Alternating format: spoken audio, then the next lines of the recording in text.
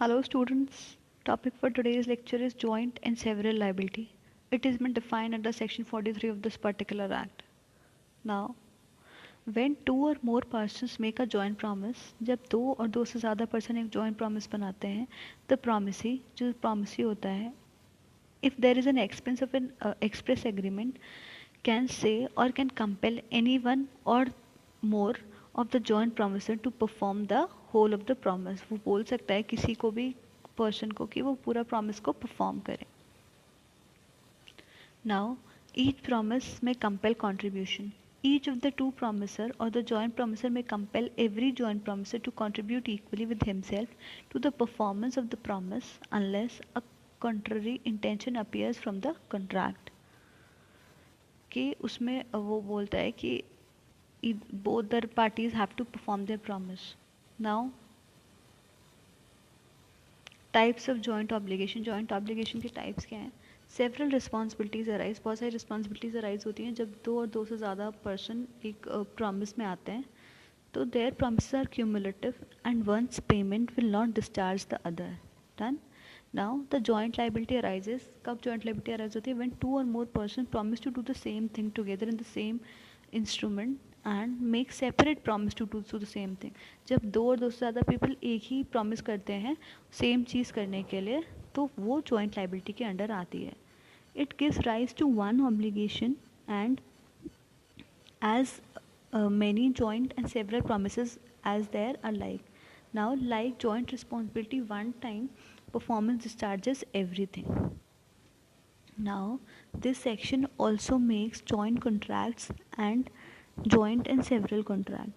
When the debts are jointly incurred, each promisee is liable for the whole amount. Done. A joint contract is enforceable against one of the joint promises on the ground of the lack of his signature or is having agreed at all, can be forced against the other who has particularly signed it. Now, neither the minority or the insolvency of the one joint promiser affects the liability of the other person. Now, what happens in the case when there is a death of one joint promiser? It was held in Gokul Bihari Pandey versus Khilji Rai. If one और जो joint promisor ड्राइज pending suit, अगर joint promisor में किसी एक की death हो जाती है, जो सूट है can be brought against the other defendant promisors without recording his legal representative. वो दूसरे के अगेंस्ट हो जाएगा without recording his LRs. Done. But when a lawsuit has been dismissed, but जब लॉ सूट डिस्मिस्ड हो जाता है against a number of suit promisors, then what happened? The plaintiff cannot prosecute an appeal against just a few of them, waiving his claim and the reset and against the reset. Then what happens when there is a condition of suit against joint promisors? Under this section, the lender may sue all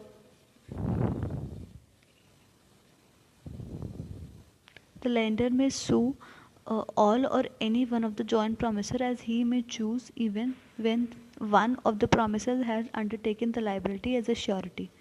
Section 43 reads along with Order 1, 6, Rule 6 CPC makes the effect of the joint liability arising on a contract the same as where the liability is several, but this is limited to the question of the parties of the jointly liable on the same contract and is a matter of procedure as held in the Union of India versus East Bengal Steamer Limited.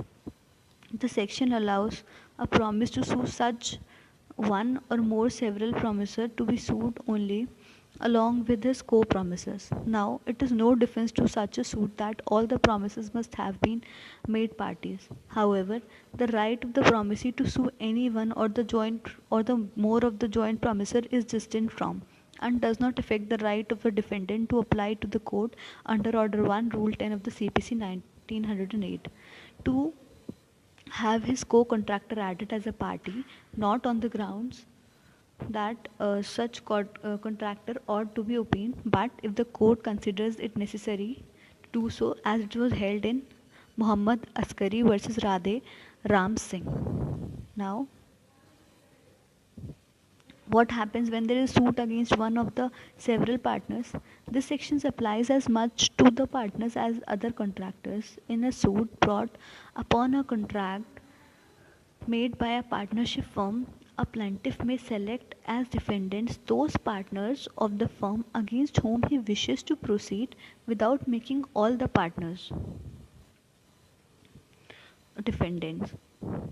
Where a partner of the registered firm entered into a contract of tenancy on behalf of the firm, a suit against the partner for the recovery of rent was maintainable in the absence of the other partners who were not necessary parties. Non payment of the rent of being an act of the firm within the meaning of the section.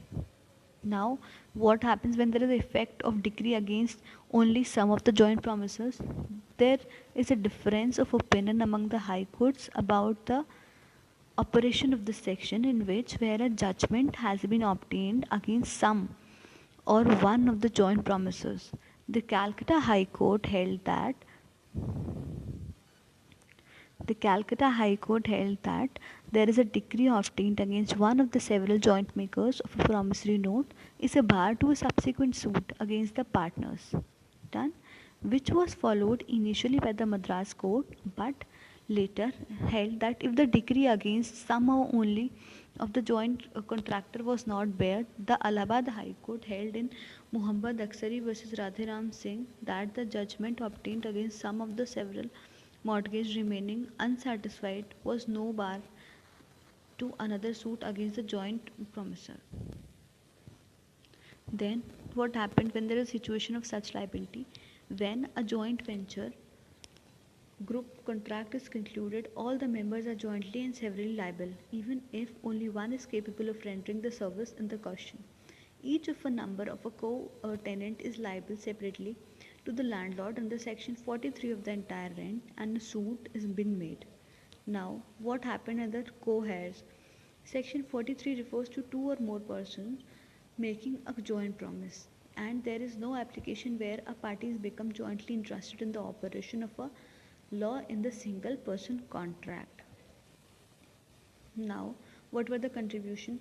The word contribution in section 43 and reimbursement in section 69 covers two different ideas and applicable in two different circumstances. A contribution is between the parties and equally bound, while reimbursement lies between a person interested in payment and person bound to pay. Now, contribution signifies payment by each of the parties interested in his share in any of the common liability. I hope the concept of joint, that where is should be joint liability and where are the several liability, must be clear to you. Thank you.